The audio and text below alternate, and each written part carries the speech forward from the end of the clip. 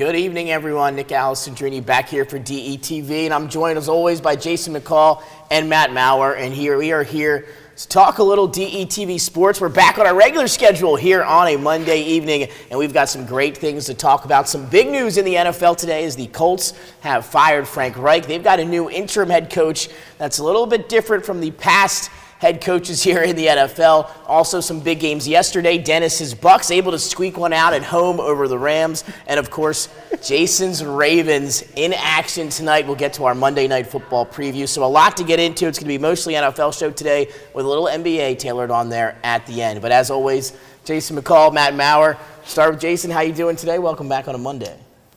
We're back on Monday. We're live. We're here on our regular scheduled programming, and of course, I'm hyped for tonight. You know, the Ravens are playing, so it's always going to be a good day when the Ravens are playing.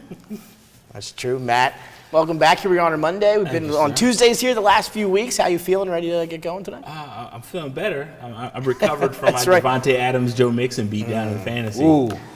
So I'm sure a lot of people are feeling that here on Monday. Yeah. If any of you had to play against Joe Mixon yesterday, you probably woke up with an L today, but we'll have to wait and see. Maybe you guys got anybody action tonight? What do you need tonight? I got Alvin Kamara, but he's got to get like a 100-point game for me to win. You know, well, he scored 6 touchdowns before. I'm in the same predicament. I have Kamara as well, but he needs like 1,000 to So well, we'll have to wait and see. I don't know if he'll be able to do that for you guys tonight, but we'll have to wait and find out. Again, Ravens and Saints. That's our Monday Night Football. We'll get into that at the tail end of the show. But let's start with our NFL Week 9 headlines, and you got to start with Frank Reich. The Colts choosing to fire the head coach here today. Former 6-time Pro Bowl center and ESPN analyst Jeff Saturday will be taking over as the interim head coach of the Indianapolis Colts here, guys. And then the one thing that's unique about this situation is Jeff Saturday, no prior head coaching experience in college or the pros. It's the first time this has ever been done, or the first time since 1960 when Norm Van Brocklin won the MVP with the Philadelphia Eagles. He was the head coach of the Vikings in 1961. But this is really a completely different situation, right, guys? Jason, we'll start with you here. The Colts 40-33 under Frank Reich. They've been struggling massively, though, the last 3 weeks. They've scored 29 points total in those 3 weeks, and again, lost all 3 of those ball games. Let me start with you, Jason, here. One, did Frank Reich being fired, is that the right decision for Jim Irsay and the Colts? And then we'll get into the hiring of Jeff Saturday. And as I talked about at the top of the broadcast here, a very unique situation there with the former center taking over. I'm sorry, did you have a Norm Van Brocklin reference? Norm Van Brocklin reference. How about that? Wow. We're going to be on fire tonight. Wow. Bring out the leather helmets. Wow. Leather. That's what we need for the studio in the back. Yeah, leather helmets and hand clocks. That's right. That's right. But to talk about this firing and hiring, Frank Reich should have been fired 2 years ago. I'll say that. He hasn't done well with any of the quarterbacks he's had.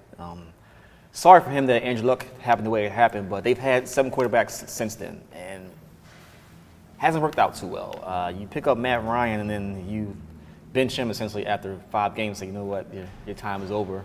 And you put in Sam Ehlinger, who wasn't that great in college, but wound up being a starter on this team here. And Frank Reich had to go. I mean, some people are not made to be head coaches. They're fit to be coordinators. And I think Frank Reich falls in that predicament. But the subsequent hiring of Jeff Saturday, Rooney Rule violations in 3-2-1 NFL. Didn't interview anybody for this. You just named the coach off the couch, essentially. This smells very Steve Nash-ish, if you will. Coach with no experience, coaching the team. I don't like it. I mean, I understand from a familiarity standpoint with Indianapolis. Can't see where, Baltimore. I really don't like it. I don't like it for him. I honestly don't like it for Jeff Saturday, because you're throwing someone into the fire, and he's going to get burnt from as soon as his foot touches the ground. It's not really a good move, because like you hear here, you have Gus Bradley and John Fox already on the staff, and why not reach out to a wild card I'm going to use? Why not reach out to Jim Caldwell again? A proven coach with the Colts who won games. That's just one name among others, but I don't like it. You guys can have at it, but I don't like the move. But I agree with the Frank Reich firing, but I don't like the move of Jeff Saturday being made interim head coach at all. Don't like it. And again, Matt Frank Reich made the head coach, as Jason said, a few years back. Had Phillip Rivers that first year he was in Indianapolis. They had success in his rookie season as a head coach. They went to the playoffs. They lost to the Bills in the first round that year. But it seems like they've been kind of trying to pick up the pieces ever since. Right? Who are we going to use at quarterback? They haven't found that long-term solution. They go from Phillip Rivers to Carson Wentz to Matt Ryan, 3 guys that have been playing, for years and years. None of them seem to be the right fit. We see that here with Matt Ryan. And Sam Ehlinger, a 6th or 7th round draft pick when he was at Texas, as Jason said, didn't have a lot of, recognition in terms of NFL draft stock. He wasn't supposed to be the next big thing coming out of college. He was a great college quarterback. When you're a 6th and 7th round pick, there aren't a lot of expectations coming into the league. But Frank Reich, though, still, at least in my opinion, underperformed with what the Colts have in terms of talent the last few years. Oh, absolutely. I really think Jason hit the nail on the head. I think this new way that GMs or maybe ownership are taking this view where we're going to get a beloved player and we're going to just insert them into the coaching, I don't know if that's going to work well. Because I can tell you this right now, and it's not even just about the Rooney Rule, which is a whole nother conundrum, but it's also those coaches that are on that staff, they're sitting there like, well, wait a minute, I had to do X, Y, Z to get to where I'm at, and this guy just rolls off his couch, talks on ESPN, and now all of a sudden he's got a head coaching job. So I don't think it's going to work out. It hasn't really worked out. I can't think of a player where it's really worked out. I think you just mentioned leather helmets with Nora Van Brockman the last time it happened. So it's like, I just think in this modern era where everything is magnified and where differences, you got anonymous quotes on Twitter and everywhere else where people can discuss if they're frustrated or irritated, I don't see how he's not going to have problems. It's going to be very interesting. And again, the Texans took a lot of heat in the last offseason for interviewing Josh McCown for their vacant head coach job. They were taking heat from other teams, from the media. They obviously didn't decide to go that direction. Well, here we go. The Colts not only interviewing, but making Jeff Saturday their head coach. It's going to be interesting to see how this one goes going forward. Again, Jeff Saturday, very close with Jim Irsay. Obviously, guys, from 6-time Pro Bowler. He's in the Colts Ring of Honor. But the interesting part about this is now they fired their offensive coordinator last week, right? There is not a member on this coaching staff that in their career have ever called plays before. They have no play caller, and they have a game on Sunday of this upcoming week. You're going to have to make something happen. You get an offensive coordinator what are you going to do, Jason, when you don't have a play caller on your team? It's going to be somebody on Twitch calling plays on Sunday. The fan league will be on Twitch. It's going to be on PS5. It's calling plays. I'm trying to tell you what's going to happen. Yeah, they might just go hire somebody that plays Madden on all Madden. It is such a unique situation to not have a play caller, a new head coach. We talked about the Patriots in the offseason. They don't have an offensive coordinator. How's that offense going to look? Well, it didn't start off great. They're starting to find their way now, led by that defense in the run game now. But this is a completely different situation that I think could be a little more volatile. So we'll see. Wait and see how this goes with the Colts. But another thing that it tells me, guys, is that class next year with top 5 quarterbacks and the top 10 picks, they might be kind of turning things in here for the rest of the season, kind of let Jeff Saturday get his feet wet maybe the rest of the year and I don't want to say tank because they're going to go out there in football. You're going to try to win games. But I'll tell you, Sam Ehlinger is not going to win you many games, especially with Jeff Saturday as your head coach and no offensive coordinator. I think with the insertion of him, they've already started tanking. Right, exactly. That's the vibe I'm getting as well. Taylor has this nagging injury. He probably won't play the rest of the year. Yeah, I don't think he's going to come back. And if he does, it's going to be spot-up duty. So Is T.Y. Hilton still a coach? I don't think he is, but he might be. I don't know. What did you say last week, Matt? Michael Pittman, run. Right, yeah. That's run. Right. Leave there fast as you can. Right. Fantasy football owners, if you have Pittman, you better start looking for a trade ASAP. That's a run. Because it's not going to get better. Getting ugly in Indianapolis. A lot going on there. We'll wait and see and keep track of that as the season goes on. But Jeff Saturday, the new head coach, an hour after the firing of Frank Reich. So, Jim Irsay had that in the back of his mind with Jeff Saturday there for the Colts Ring of Honor Hall of Fame induction this past Saturday or Sunday. So maybe something going on there. The Irsays are known for backdoor deals, as Baltimoreans. Yes, they are. There you have it. So let's keep it moving to another big headline here from NFL Week 9. That is the Packers, and they continue to struggle. It gets as bad as it gets. They go into Detroit and lose to Dan Campbell and the Lions, 15-9. The Lions entered on Sunday allowing 32 points per game, hadn't held anyone to below 24. Aaron Rodgers and the Packers get 9 in the loss to Detroit. Rodgers, 291 yards, a touchdown, 3 picks, all came in the red zone. 3 interceptions, all in the red zone. Multiple at the goal line, 1 to Aiden Hutchinson, the rookie second overall pick out of the University of Michigan. Matt, we'll start with you here. Who deserves the blame for the Packers' struggles? Is it Aaron Rodgers, Matt LaFleur, the organization? It's been pretty bad so far. Aaron Rodgers. He gets all the smoke. Because at the end of the day, Devontae Adams spoke about how he couldn't get that assurance from him when he was a free agent.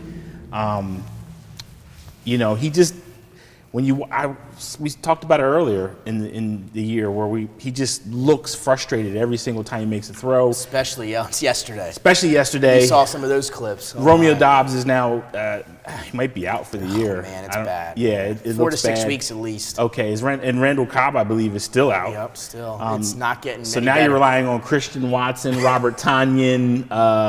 These aren't great Can you names. name any other? Amari Rodgers, who rarely gets it. I mean, they're running out of receivers in general. Yeah, they might as well get Jordy Nelson back on the phone. Donald Driver, Jordy Nelson, Greg Jennings, is he still at Fox? James Jones. They just hired Jeff James Saturday, Jones. right? Yeah, get those guys Yeah, on the desk. just bring back the band. It's about that bad right now in there. And listen, as much as I respect Aaron Rodgers' talent, I just think we're seeing just how frustrated he is with that situation.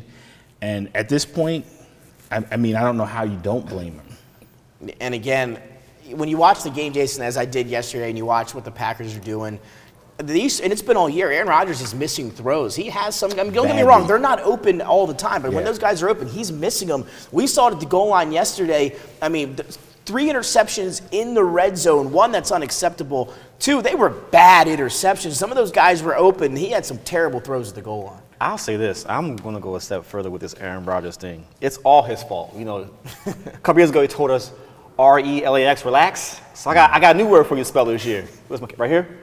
PANIC, panic. 5 losses in a row. The Packers are done. They're toast.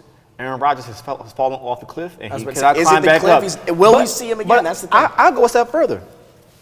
Aaron Rodgers has really been, if you look at this season right here, and you look at his numbers overall, he only really has 1 Super Bowl championship in his whole career. And the Packers have had 2 of the greatest quarterbacks of all time, but only have 2 Super Bowl rings in 30 years to show for it. And you look at Aaron Rodgers this year, if he's supposed to be the GOAT of arm talent, one of the greatest quarterbacks ever, Preaching. You shouldn't have to have stars to be great. Mm-hmm. We see now that all you had were stars, and that made you great. The last one walked out the door in Devontae Adams. So now you want to play with these guys you have now, and you're not that bad man everybody talks about. He's been discount double checked himself this season, and a lot of people have said, well, not a lot of people, but a few people have said Aaron Rodgers had him slightly overrated just based on his overall record. If we look at his playoff record, 11-10. They've lost NFC Championship games at home as number 1 seed. Last couple of years. Jimmy Garoppolo has 2 wins over him. And so how great has Aaron Rodgers really been? How great really is he? I mean, he wins MVPs because those are just stats. Those are numbers. Because teams have had number 1 records, but playoffs, they've choked. This is just an indictment on Aaron Rodgers. It's all his fault. You take $50 million. That's where I was going to go with it. But you don't bring back Devontae Adams, who is a star in any league, on anybody's team. And then play calling as well. I blame Matt LaFleur also for this season. I'm going to say this. I think he's been overrated for 3 years. I think we're finally starting to see now where you don't have the talent. You have tandem running backs in the guys you have there.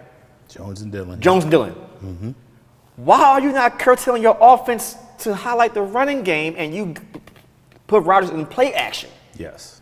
Then you throw a tongue in and everybody else. You have running backs who can catch the ball in the backfield as well. You lean on your strengths. Yep. And they will suck the whole season. This is going to continue. There might have another game.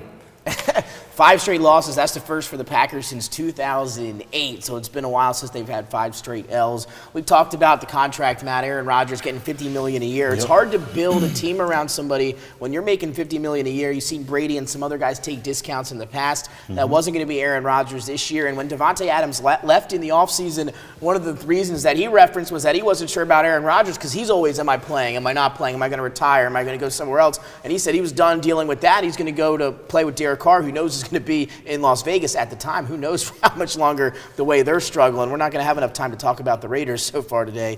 But again, Aaron Rodgers, I think you got to give blame to him. I think the organization as well. And don't get me wrong, I didn't like the draft pick of Jordan Love in that first round way back then. So you can't, I mean, you could have got him maybe a different playmaker there. I'll agree with you there.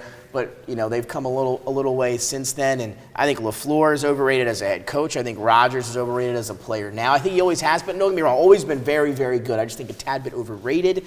And the Packers' struggles will continue. Romeo Doubs 4 to 6 weeks. As Matt mentioned, they're dropping like flies in Green Bay. David Bakhtiari injured again in that game against the Lions. Rashawn Gary out for the season. That's a huge one. Rashawn Gary's out for the year with that torn. I mean, it is not going well in Green Bay. And Aaron Jones banged up as well this last game. Aaron Jones is banged up, and it looks like he's going to need a game or two to get back on the field. It's ugly. And I'll say this, you know, Greg Jennings a couple years ago touched on this, and people thought he was crazy. A hater. Yeah, a hater. Oh, he's just jealous, you know, but he's starting to look like Nostradamus because a lot of what he was saying we're starting to see play out. And I also say this about the money situation because, like, right now, Kansas City with Pat Mahomes has got massive contract as well. And if you're going to take the money, then you better be able to make that talent go. And right now, he hasn't made that talent go. So as much as we can talk about the money, the situation at the end of the day, if you're going to take the money, you better make sure your talent is on the field and it shows. And right now, it's not showing. I'm glad you went to that Kansas City piece because that's the perfect example of paying the man. Right. And still surrounding the man with talent at the same time. Right. The Packers had the same opportunity that the Chiefs did to go get a Juju, to go get a Kadarius Toney, to go trade get any for a other player, Claypool. to trade for Claypool. Draft somebody this year. They waited They to had the end of the first round. Got Christian opportunities and didn't pounce on them. They could have got Allen Robinson in the offseason. They had all these wide receivers that there were different teams tons. this season. There were 5 receivers in the first round. They could have signed. But they could have signed proven veterans back. They had so 2 picks in the first round. You bring back Randall Cobb. We haven't heard his name since the Super Bowl they played it. Like, I mean, he's old. And again, I'm not sure of the exact statistic here, but the Packers haven't drafted, I believe, before this year, and it was Watson later. Watson might have been early second round this year. Haven't drafted an offensive player in, I don't forget the number, many years. Many years. And again, that can be tough on a quarterback, but again, Rodgers has to be, I think, in our opinion, the most to blame so far. I'm telling you, Freeman, roll over in his grave right now. This year. We'll keep it moving. Let's head now to Tampa, where the Bucs beat the Rams. It was an ugly 3 and maybe 3/4 of a game. It's very ugly. There in Tampa yesterday, but Tom Brady now has the record for most game-winning drives. He throws a touchdown with 9 seconds to Cade Otton. That final drive, though, looked pretty good for Tom Brady in that comeback win over the Rams. Finishes with 280 yards and a touchdown. Stafford continues to struggle a little bit this year. $165 with a score for the former Super Bowl champion. But guys, let's start with the Bucs here. It's been tough for Brady. He's going through some stuff off the field as well, not just on the field in terms of performance.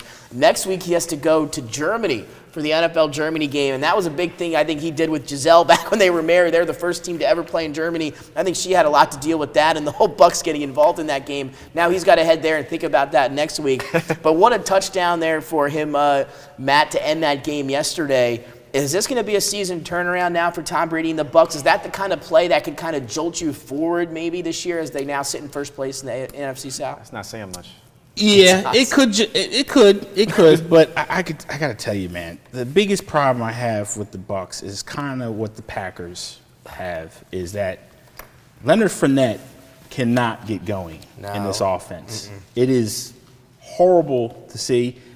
To see such talent out there at the wideout position with Godwin, with Gage, with Evans, and they're essentially relying on that. I've seen Fournette come in, make some good catches, get open, but that O-line is banged up. Two Pro Bowlers lost from the previous season, so they've struggled with protection. I mean, Brady's making throws quicker than I think he's ever have, really. And he's already the quickest, right?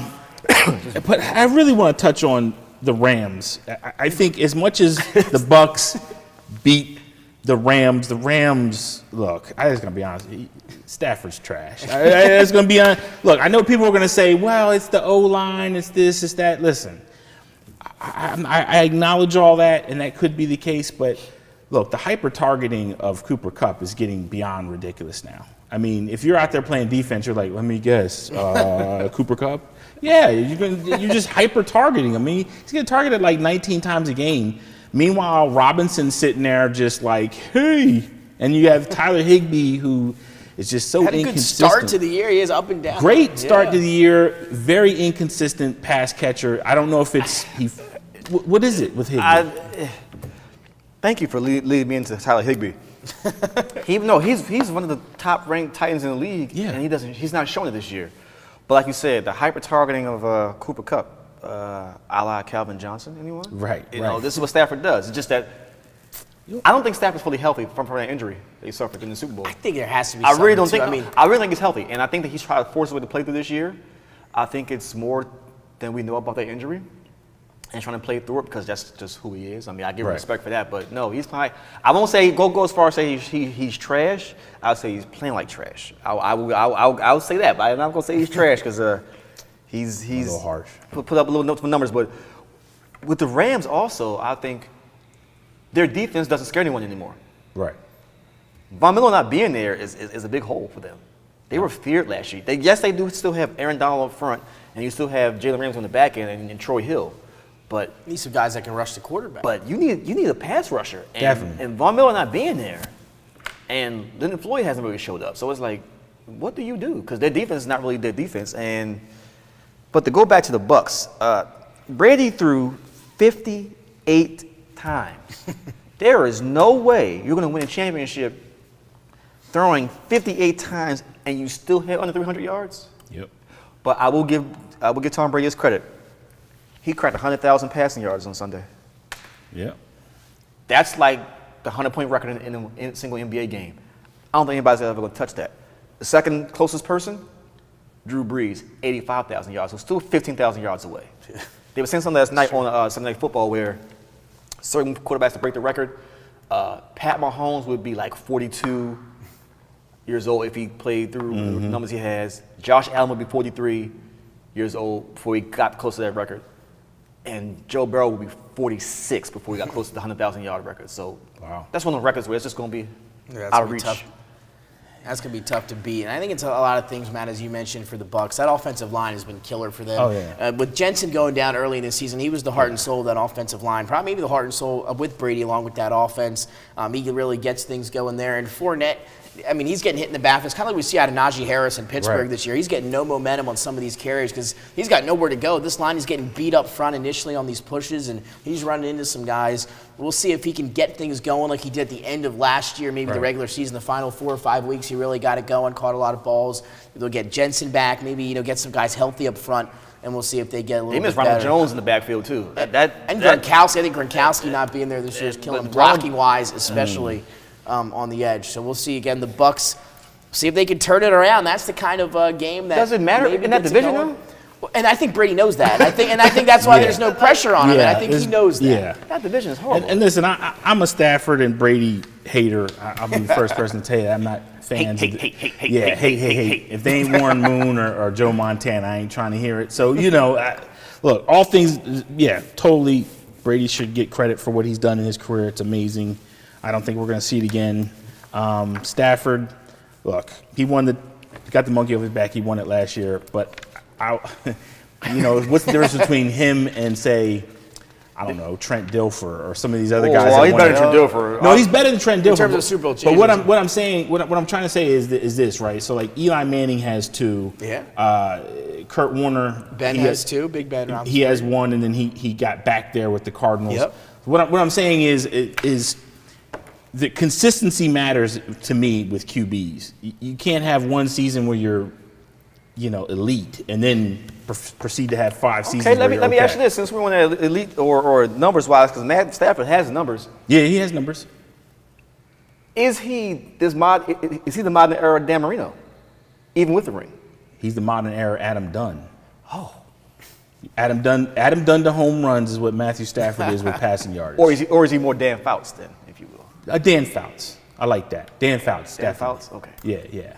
Like, I think his numbers are massive, but it pales in comparison when you start, because they're all there during the Calvin Johnson Megatron era, and then when he's got the Marvin Jones and the Golden Tate era, it's like good numbers, but they're not elite. Well, again, let me ask you the question. The guys that I think I think Rodgers and Stafford are almost very similar careers, right? They both went to one and won one Super Bowl. The numbers are there for, I mean, those two guys, I think those two guys are closer, obviously, to each other than a Brady or anybody, else like that. Okay. But again, I think, does that say more about Rodgers or Stafford? I don't know. But I think those two are kind of, almost, I think very similar. I think, like I said, Rodgers getting a little bit too much hype for me. I think he's more of a Matthew Stafford type.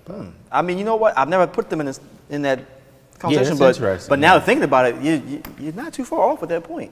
It's just that Aaron Rodgers has been the face of the league for so long. Well, one of the faces where he got more popularity and been in the same division. But when you analyze their numbers and stuff, it's darn near pretty even. And Aaron Rodgers gets a lot of love for his lack of interceptions. Yeah. That's always been a key thing that people love to talk about. But on some levels, I think, and we talked about this a couple weeks ago, I think a Brett Favre gunslinger with the enthusiasm, I think he would do better with this young team. I just don't think a guy like Aaron Rodgers, who's grumpy, kind of aloof, in the end, he kind of and little to himself, I don't think he endears himself to his teammates. Well, you know what? Speaking of Brett Favre, maybe it's the Brett Favre curse. Until he pays that money back, Packers ain't gonna win nothing. I like that. Pay them Mississippi folks back, right? There you go. That's so true. I like that. Again, Rams and the Bucks. We'll see. Well, again, the Rams, before we close this topic out, Jay interviewed Jalen Ramsey after the game, and he had a little bit of words for the offense, saying he's sick of the offense. Not a full quote here, but just to give you a little summary of it, that he's sick of the offense not doing their part. And he said this all after the game. Usually you don't get this kind of stuff from anybody. You go first. Go ahead. I'm waiting. But Jalen Ramsey talking trash about the offense. He first. said he's sick of them telling him that they have to buckle down, that they have to get ready to go out. He says, he wants them to start putting some games away. What do you think? Let me just say this. I know where you're going. Just go there. This is my problem with the Rams with the offense. Okay, I get you have personality clashes with some of the guys. I mean, Cam Akers, for example, is a guy that they love.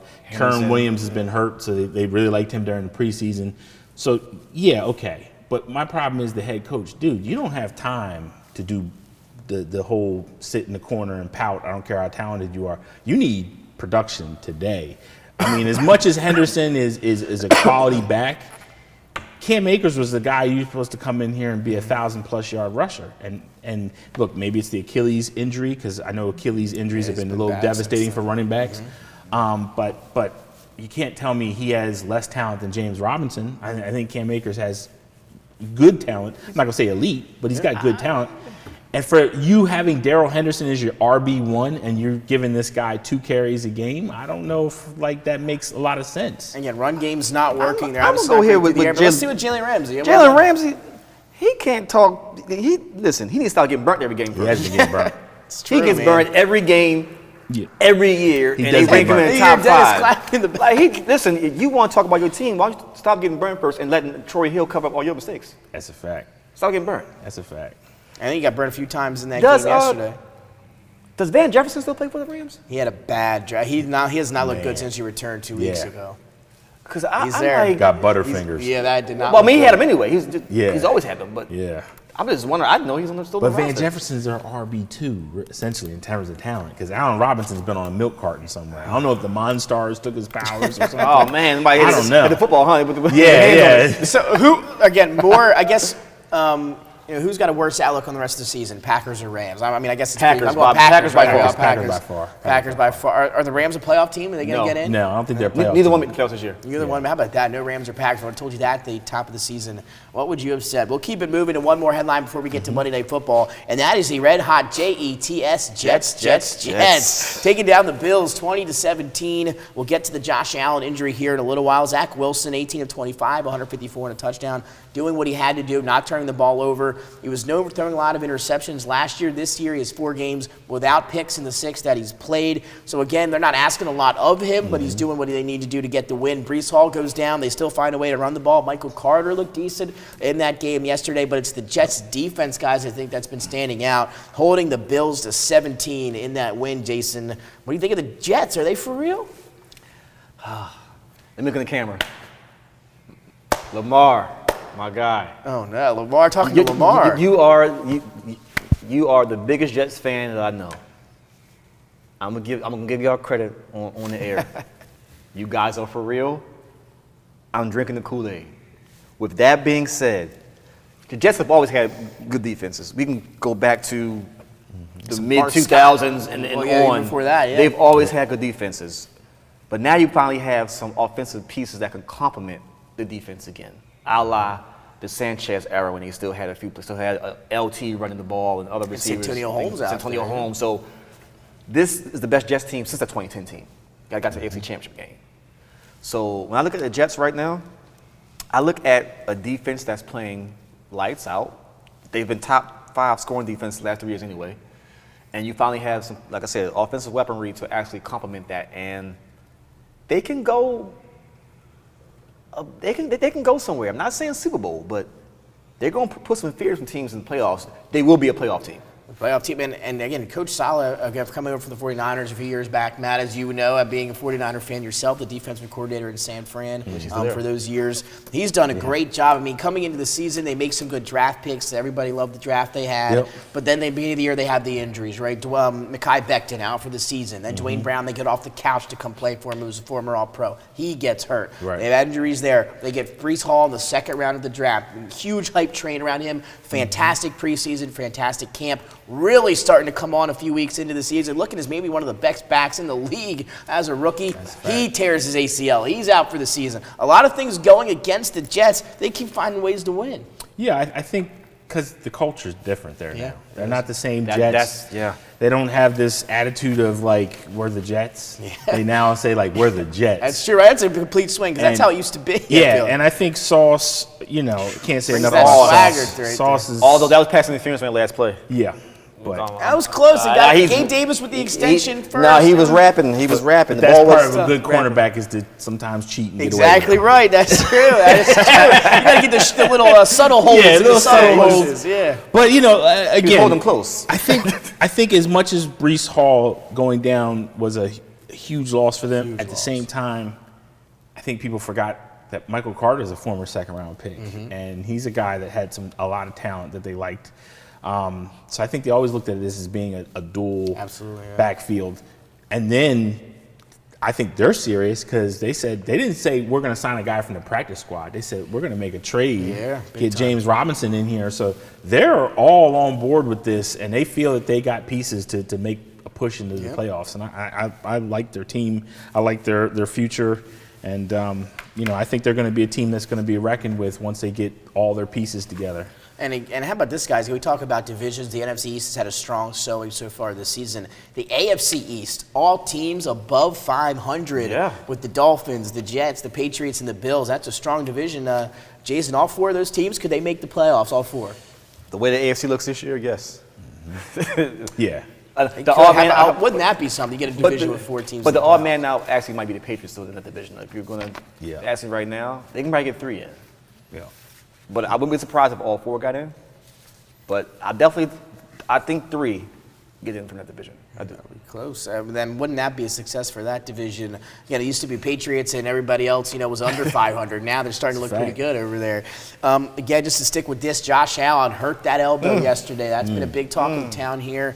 Had some stuff done today. They'll know more information tomorrow, but it is a UCL injury in the elbow. We see that in baseball. Bryce Harper injury, had that injury this year with the Phillies. And, Jason, we were talking about the zip he likes to put on that ball. Not a great injury. I mean, again, nothing that we've learned so far that would kind of maybe determine whether he'll miss games or not, but not a great injury for a quarterback like Josh Allen. Anybody that throws the ball, whether it's baseball, football, whatever, UCL injuries it's probably worse than Tommy John. Because Tommy John, you can get pretty much reconstructed. But the UCL is like, okay, once that pops, it's like, what are you going to do next? Because you normally lose zip after you have a UCL injury.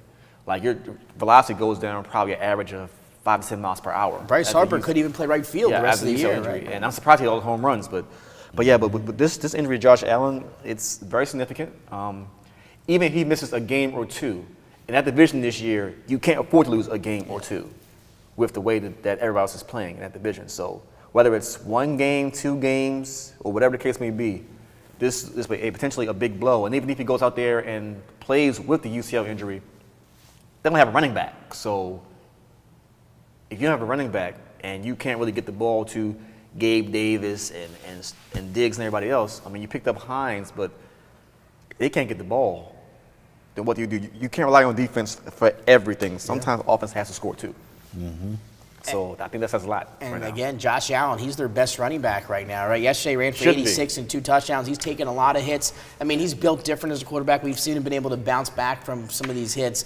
That elbow, they're going to be something entirely different. We'll have to keep an eye on that. Matt, are you worried about the Bills at all with that injury and everything going forward? I am worried just from the way that Josh Allen plays. Mm-hmm. I mean, as Jason alluded to it, he throws the ball with a lot of torque, a lot of velocity. He's not what you would call a touch passer. He's more of a bullet passer.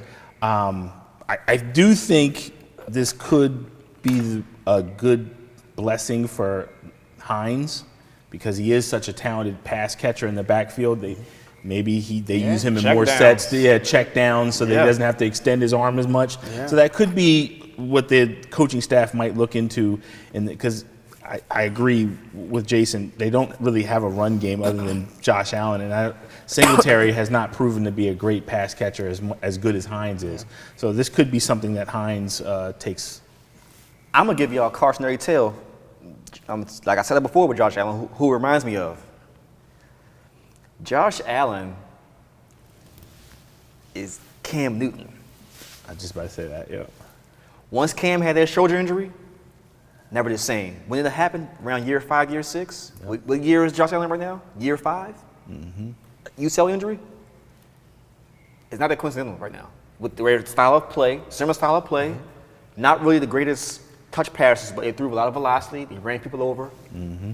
It's true. They have a similar skill set in the same game, and the injuries are starting to pile up. So I see a Cam Newton similarity right now to Josh Allen. I hope it's not the case.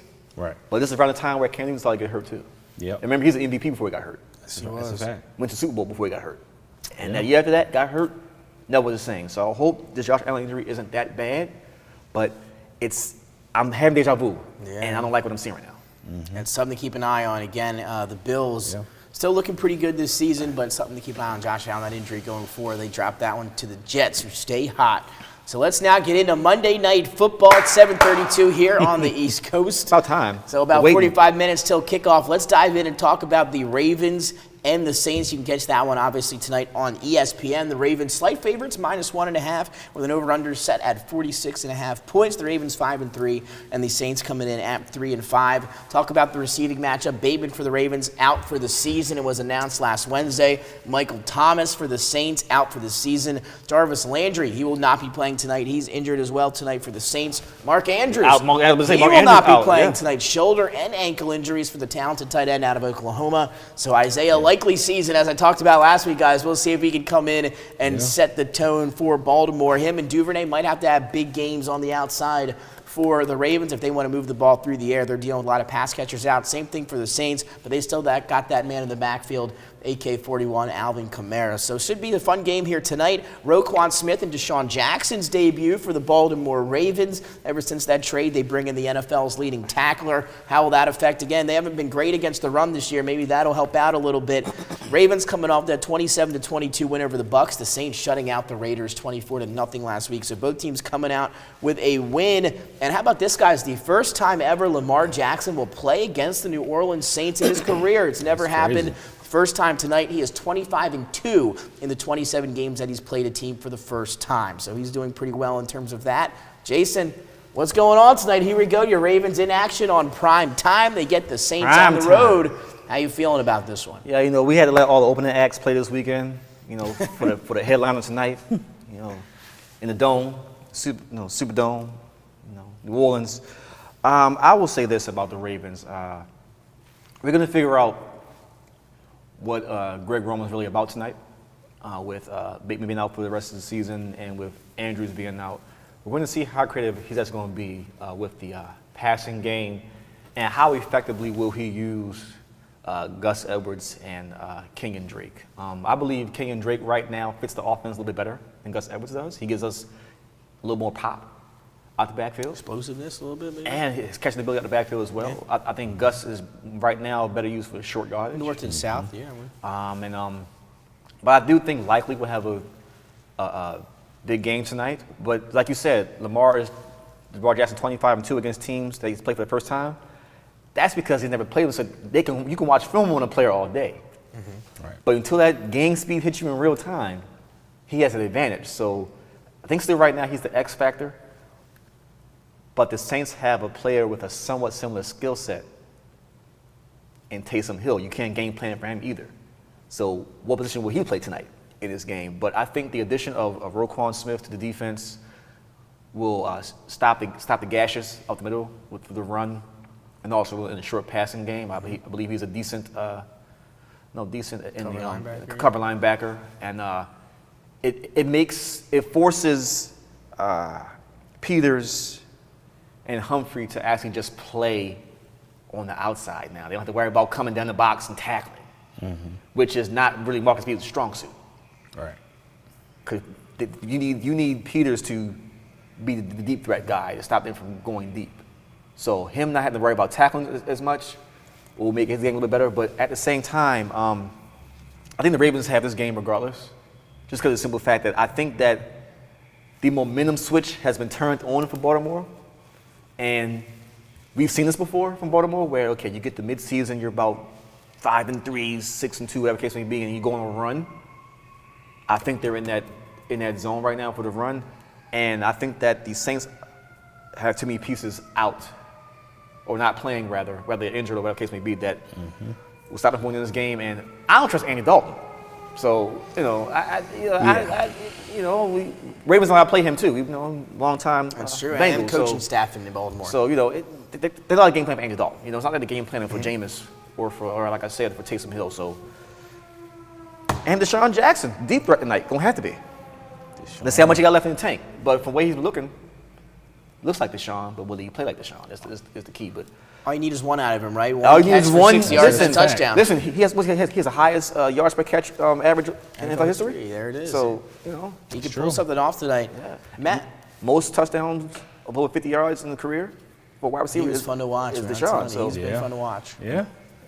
Yeah, Deshaun was that guy. that's that. But it's going to be a closer game than what people give credit for tonight. I don't think it's going to be a blowout. Yeah, 1.5. So, I mean, the line, Vegas is the predicting. line set, that's because of the Mark Andrews factor. Yeah, I agree with that. And Bateman, too. I think Bateman, too. both Yeah, of them the Mark pass Andrews and catchers. Bateman factor. We'll but see who Lamar has to throw to tonight and if he can do it successfully. Matt, what are you looking for in this matchup? Anything you're paying attention to in particular between the Ravens and the Saints? Any keys to the game or X factors in your eyes? Yeah, well, first of all, stop using Taysom Hill at tight end. Fantasy. There you go. He's not a tight end.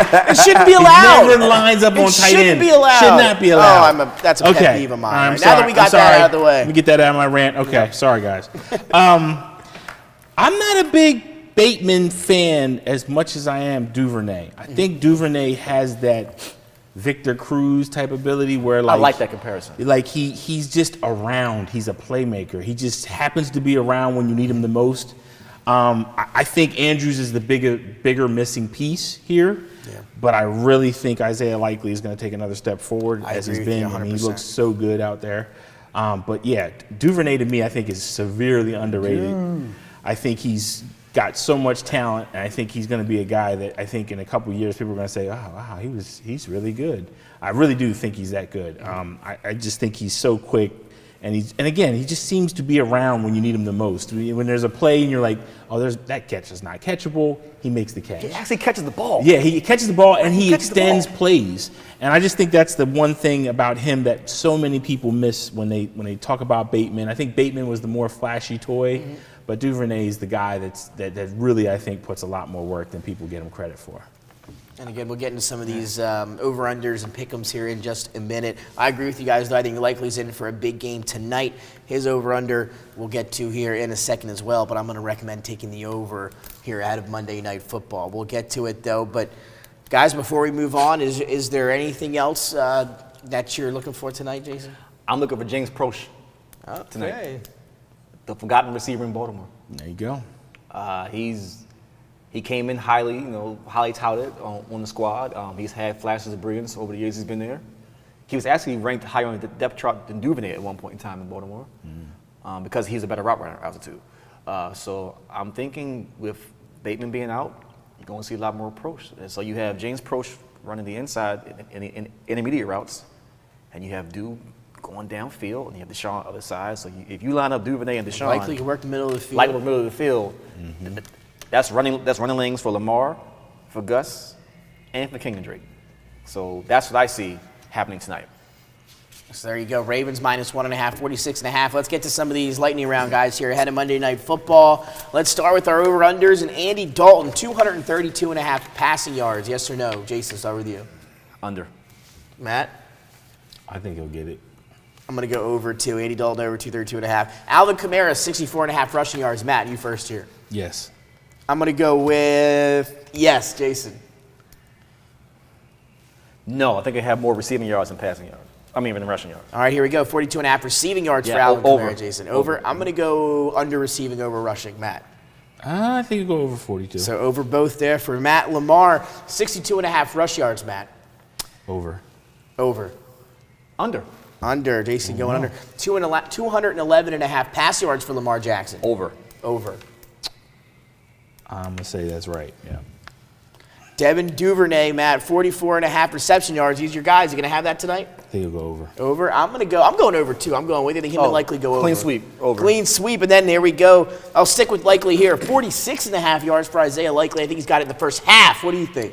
I agree with that. Over. Yeah. Over? Over. Over. All right, there we go. Matt, now to you. Chris Olave, 65.5 receiving yards for the Saints tonight. I think he's going to Humphrey, either. this is some Humphrey. I think he's going to go under. I think he's going to get like 60 yards. Under. I'm going to go over, but I can see it happening. Jason. I'm going to go with Matt here and go under as well. All right, there you go. Lamar completions, 19.5. Is he going to get 20 completions tonight, Jason? Over.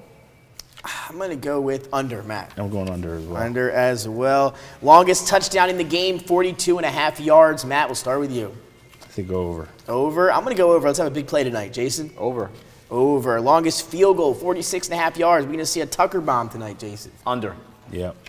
Over. Give me the over. I don't know. I think Tucker's banging one for 52. There you go. Let's go now to these pick'em ones. We're going to give you some players, and you're going to tell me who's going to have more of what. Jason, we'll start with you. More yards rushing, Lamar Jackson or Alvin Kamara tonight? Ooh, AK. I'm going to go with AK as well, Matt. I'm going Lamar. Lamar. More receiving yards, Matt. Kamara, Olave, Duvernay, or Likely. Which one of those four leads tonight in receiving yards? Give me Kamara. Jason? Kamara, Likely. Olave, Duvernay, or Likely. I like that too. Give me Likely. I'm on the Likely train tonight. Passing yards, Jason, Lamar, or Andy Dalton. Who's going to pass for more? Lamar.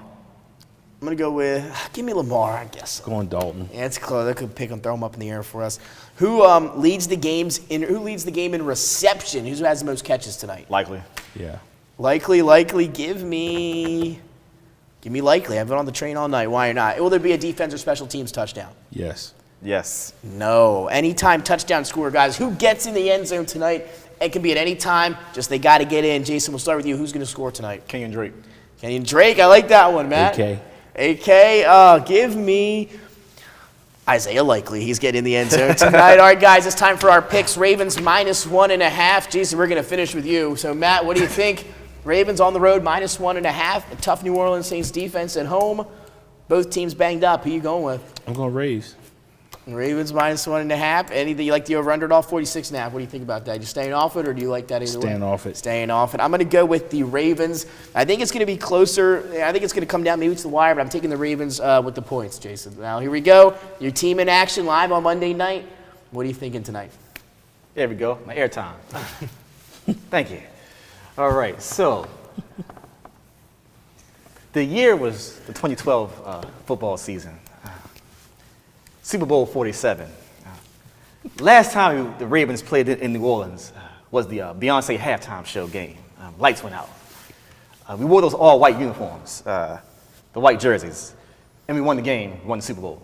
Last time we played there. So, to bring out a little bit of home cooking, we're going to pull out the Super Bowl glass from New Orleans right here. Then, for good measure, The Flacco jersey. There it is. Blue hen. The white Flacco jersey they wore that day. And to top it all off, they in New Orleans, so put my Mardi Gras beads on. There you go. And we can do it like that here. I don't even say what my pick is because you see it. So wait, how confident? You putting the house on them tonight? Go Ravens. They're going to win tonight? House. House. Go Ravens. Ravens, flock. all three. It's a Ravens sweep up here at the desk. Dennis is going with the Ravens. Guys, before we go, we've got one thing left to do. We are going to get a little NBA here at the end. We got one of our locks. We're going to rebound from our last Thursday's picks. Dennis did have a winner last Thursday with the Suns. He's only one. Dennis going with the Ravens tonight. He's also going with the Suns round 2 against our beloved Philadelphia 76ers. That's Dennis's lock of the night. Suns on the road at the Wells Fargo Center. 8 o'clock tip in just 15 minutes. So I'll ask you guys, any teams, who you rocking with tonight? Who's your lock in terms of NBA action tonight? Matt, you got one for everybody? I got to cheat because I need a W bad right now to pick them. So I'm going to take the Bucks, man. The Bucks. So Matt's going with the Bucks. They are on the road at the Hawks. I got to get a dub. Could be a tough one there. Let me see that. I got to get a dub. Handy dandy sidekick there. I'm 0 right now on my picks. So there we go back to the scores here. I'm gonna go on the board here as well. I'm gonna steal one that Dennis was talking about before he switched his. Nuggets over the Spurs. There you go. That's one to get me on the board. But again, the Spurs have beaten some teams up here when they've been big underdogs. Spurs, you guys are messing up. Busy Bones, let's go. Let's go tonight. You're supposed to lose to get Victor. Yeah, exactly right. I have my lock for tonight. What is it? Cleveland goes for the LA sweep. Let's go. Cleveland, they've Go been Cavs. red hot. So we got the Cavs. Cavs, the Suns, the Nuggets, and the Bucks. So there you go, everybody. That's winners. There's 4 winners right there. There you have it.